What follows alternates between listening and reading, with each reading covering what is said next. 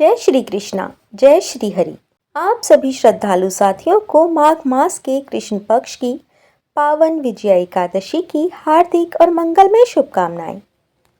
प्रिय श्रोताओं, कहा जाता है कि इस दिव्य एकादशी के दिन सच्चे मन से भगवान विष्णु का स्मरण करने से जन्म जन्म के दुख कष्ट दूर हो जाते हैं, सभी बाधाएं दूर हो जाती हैं और आत्मा को नई शांति प्रदान होती है। जिनके जीवन में अभाव है उन्हें राह मिलती है, जिनके मन में पीड़ा है उन्हें सुकून मिलता है और जिनकी आंखों में अधूरा स्वप्न है उन पर प्रभु की करुणा अमृत बनकर बरसती है। विजया एकादशी का व्रत केवल उपवास करना नहीं है, ये प्रभु के चरणों में पूर्ण समर्पण का पर्व है। कहा जाता है कि इस दिन श्रद्धा से कथा सुनने या पढ़ने मात्र से भगवान विष्णु स्वयं भक्त की रक्षा का वचन देते हैं, उसके जीवन में सुख शांति और मंगल का दीप जला देते हैं। तो आइए प्रेम, श्रद्धा और विश्वास के साथ आज की इस पावन विजया एकादशी की दिव्य कथा का श्रवण करें और अपने हृदय में प्रभु की करुणा की ज्योति को प्रज्वलित करें। प्रेम से बोलिए गणेश भगवान की जय, विष्णु भगवान की जय, लक्ष्मी माता की जय। धर्मराज युधिष्ठिर बोले, हे जनार्दन, आपने माघ के शुक्ल पक्ष की जय एकादशी का अत्यंत सुंदर वर्णन करते हुए सुनाया। अब आप फागुन मास के कृष्ण पक्ष की एकादशी का क्या नाम है तथा उसकी विधि क्या है, कृपा करके आप मुझे बताइए।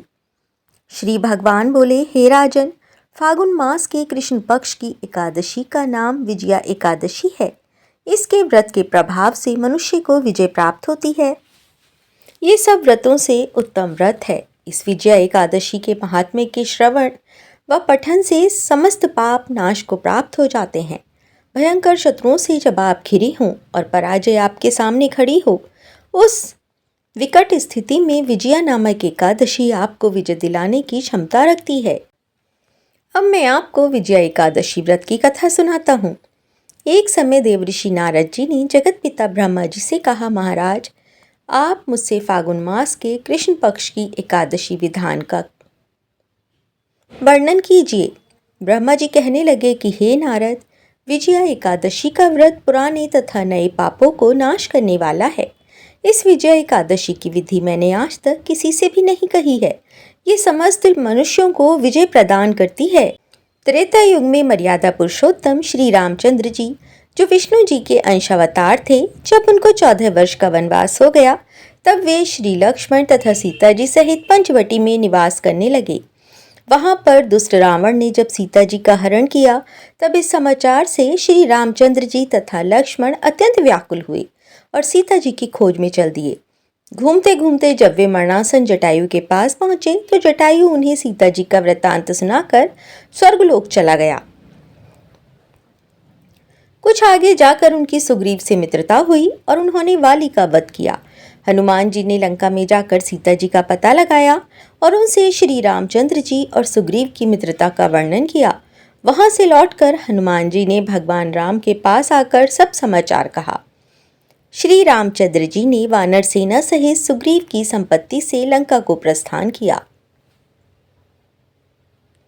जब श्री रामचंद्र जी समुद्र के किनारे पहुंचे तब उन्होंने मगरमच्छ आदि से युक्त उस अगाध समुद्र को देखकर लक्ष्मण जी से कहा कि इस समुद्र को हम किस प्रकार से पार कर सकेंगे।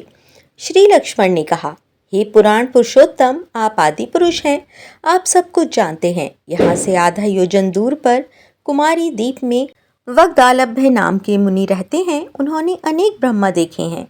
आप उनके पास जाकर इसका उपाय पूछिए। लक्ष्मण जी के इस प्रकार के वचन सुनकर श्री रामचंद्र जी वग्दालभ्य ऋषि के पास गए और उनको प्रणाम करके बैठ गए।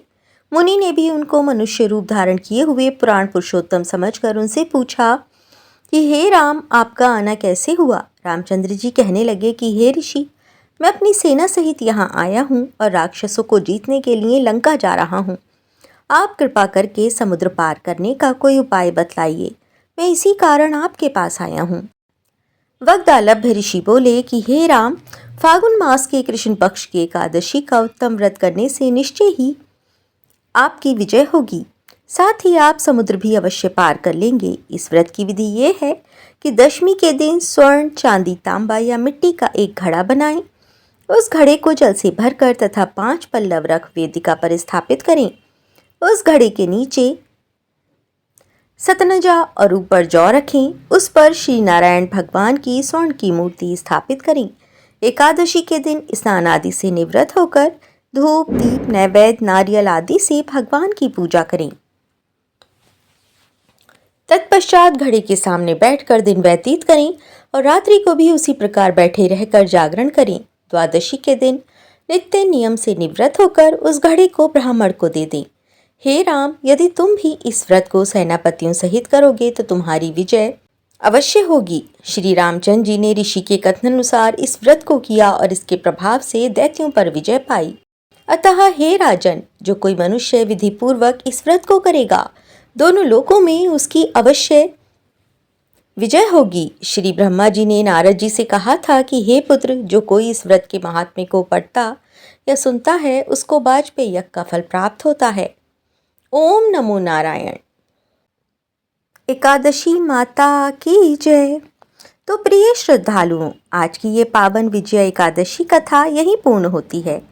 आशा है कि इस कथा की हर ध्वनि ने आपके हृदय में विश्वास और शांति का दीप अवश्य जला दिया होगा। भगवान श्री हरि आपके जीवन से हर भय, हर बाधा और हर अभाव को दूर करें और आपके घर आंगन को सुख, संतोष और मंगल से भर दें। अब हम फिर मिलेंगे एक नई दिव्य कथा के साथ। तब तक प्रभु का नाम स्मरण करते रहिए और हमारे चैनल शिव हृदय से जुड़े रहकर अपने जीवन में भगवान की भक्ति की इस यात्रा में साथ चलते रहिए। धन्यवाद। जय जय श्री राधे।